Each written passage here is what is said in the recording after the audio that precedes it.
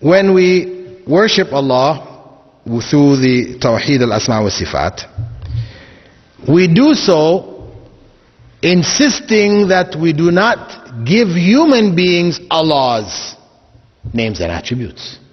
As we don't give Allah human attributes or the attributes of His creation, we also should not give the creation the attributes of Allah, which is what has happened in certain groups. You can find it in the Old Testament, New Testament, where they speak of Melchizedek. Melchizedek is described as being without father or mother or genealogy. He has neither beginning of days nor end of life. This is one without beginning or end. This is Allah. So we cannot give these descriptions to human beings. And this is the area within which, or through which, Shiites deviated from mainstream Islam.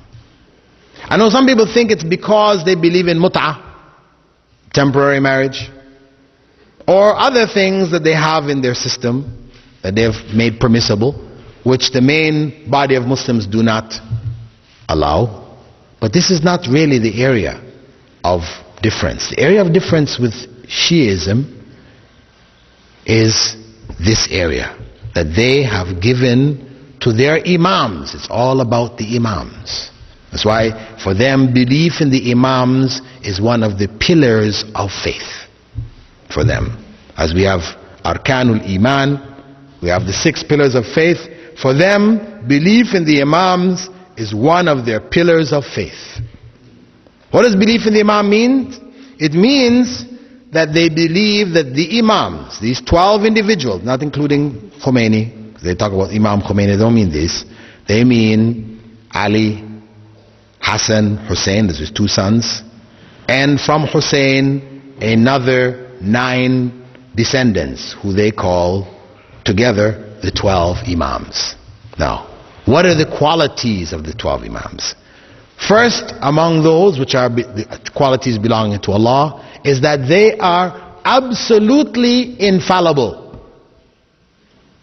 They cannot commit error, not even error of thought, not even to think wrong, a mistake, accidentally, deliberately, inwardly, outwardly, no way.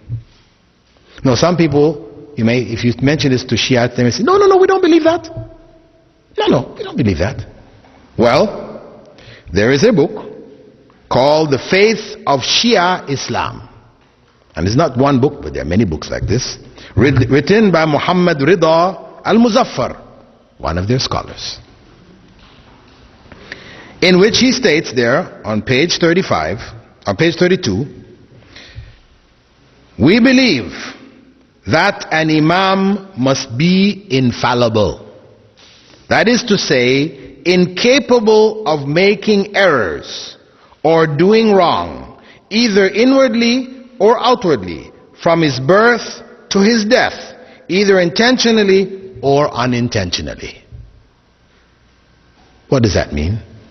We say that is Allah, incapable of error. Otherwise, as the Prophet ﷺ said, all of Adam's descendants commit errors, including the imams, including the prophets. So this is the beginning of their deviation. Secondly, they claim that the imams have absolute knowledge. They have knowledge of everything. Everything that was and would be, past, present, future, and this knowledge is intrinsic to them. We say that is Allah. Only Allah has knowledge of all things. And again, you will find Shiites will say, no, we don't believe this. But when we go to the faith of Shia Islam, as well as the book called Islam, put together in Tehran by a group of Muslim brothers, edited by Saeed Akhtar Rizvi, we find there Muzaffar saying in the same book, same pages, We maintain that the powers of the Imams to receive inspiration has reached the highest degree of excellence. And we say that it is a divinely given power. Well, however you say they got it, think about what it says. By this means, the Imam is able to understand information about anything, anywhere, and at any time. What does that mean? Knowledge about anything, anywhere, at any time. And of course, you will find in their main book of hadith, equivalent to our Bukhari, Al-Kafi, chapters which headed, the Imams know when they're going to die, where they're going to die, all this kind of information. The third major point is what they refer to as al-wilaya at-takwiniya or al-khilafa at-takwiniya. We call it the creational caliphate. What this refers to? What does this refer to?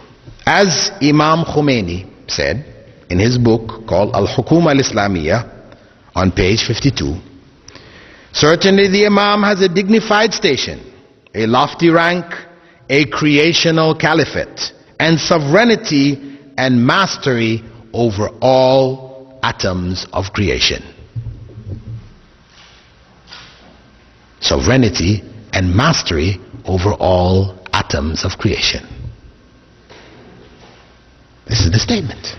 This is in their books. And this is it's not obscure books by obscure, because of course you can pick up, if you talk about mainstream Islam, you can find some obscure books with all kinds of nonsense in there, right? And they say, well, we don't really believe this. This is some obscure individual. We're talking about Imam Khomeini, the leader recognized by the main body of Shiites of the world, the Ithna Ashriyas of Iran and Iraq, as being their modern leader, source of knowledge, Ayatullah, right? So that's their belief, and this is where they have deviated.